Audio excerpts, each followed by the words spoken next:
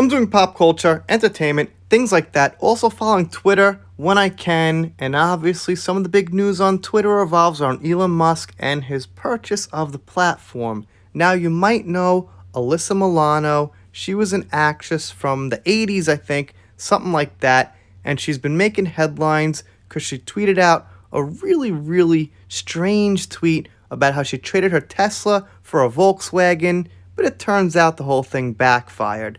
Now, I don't want to talk about that specific tweet.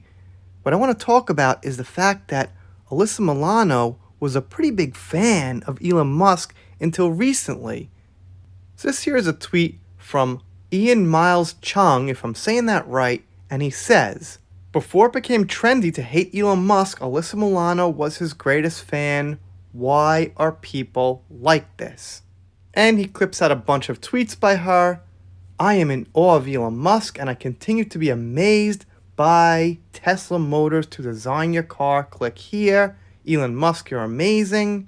I love you both. 4 people you'd want to have dinner with, dead or alive. Mine, Jesus, Roberto, not sure who that is, John Lennon, and Elon Musk." Yeah, John Lennon, absolutely for me. We agree there. Congratulations, and a whole bunch of other very positive tweets. And Elon Musk actually answers this thread, and he answers a lot of threads, by the way. Not only answers to people with big platforms like 1 million plus, but sometimes someone with like 20K or 30K or something. So he's doing a great job just managing and being there. The old management banned, suspended, once in a while made a statement about some rule. They were very cold, but Elon really mixes with the public, and I gotta say, I think that's a good thing no matter what. And he replies and says, "Good question." And then he says, "Seems like NPC to PC ratio is super high," which is a great thing to say. So if you're not familiar, NPC is that thing that got around. It's the meme with the gray face that means non-player character, which is a way of saying that if you just follow everything, you go along with the mainstream media, whatever it is, if you think you're doing the right thing but you're not sure why, well, you're probably an NPC. You're a non-player character. And it seems like these days followers are more common than people with their own ideas or people who want to risk saying something that could be controversial but true. And he answers this wall of text in caps, but I don't really want to read it. Let's just move on. Okay, there it is, the NPC meme. I'm sure you guys have seen it. And Roberto Blake says here, 85% of people are followers, 10% are leaders, and 5% are observers who don't participate. Most celebrities aren't leaders. They are very successful followers who want others' approval. And yeah, his percentages are maybe off. Who knows? No way to tell, but I could agree with his general statements. And Alyssa puts out a picture of her mask, and I guess some people were saying it doesn't look very effective because there are pretty big holes there where things could get through. I think that's what people are trying to say. That's what it seems like to me.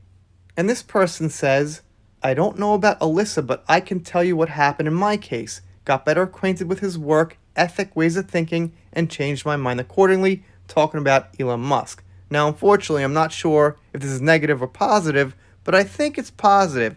I think when she says ethics, she means he keeps putting out statements about working hard and not getting lazy. So, probably positive. And now I want to get to kind of the core point here of the video, is that yes, you can change your mind. However, can you change it on the drop of a dime? So this person says people can change their minds. Sometimes they have a good reason. Sometimes it's trivial, but it's not abnormal or wrong. That's just how it is. I'm sure you don't like people you've liked in the past as well, which is true. At first you might think, well, you got me. You're right. Alyssa Milano can change her mind. I guess I can't say anything bad about that. But when you think about it a little bit more critically, this next person says that's what happens when you don't have strong grounds and are a general objective in life. You just switch from thing to thing and so on, soaring through life like an empty soul, not even trusting and contradicting your own opinions, beliefs, and thoughts. Now, that's the thing, is that, like, on the drop of a dime, when all of a sudden Elon Musk buys Twitter and everyone's against him, she jumps on this bandwagon. I'll tell you that people I like, I don't just change at the drop of a hat and I dislike them. Even people I strongly disagree with politically, it takes some time. Like, great example, Mark Hamill was one of my favorite actors of all time since I was like 6 years old. And Mark started getting really political, but it took me like a year or so to change my mind on him. Maybe more. I defended Mark for a long time, and then when I started reading his tweets, and it really sank in, I was like, no, he's way too political, he's way too polarized, he's really, really doing the wrong thing here for the most part, and look, I still like him as an actor, but he really dropped out, in my opinion, as one of the people I just don't look up to anymore. He's different. So my point is, if you're going to change your mind at the drop of a hat, it's kind of suspicious. So, at face value, sure, you can change your mind, but when you think about it, that's a process if you really, really are a fan of somebody. Like it seems Alyssa Milano was of Elon Musk. Anyway, let me know what you think down below. Doing shoutouts, special thanks, things like that. I'm on Twitter too. Maybe give me a follow.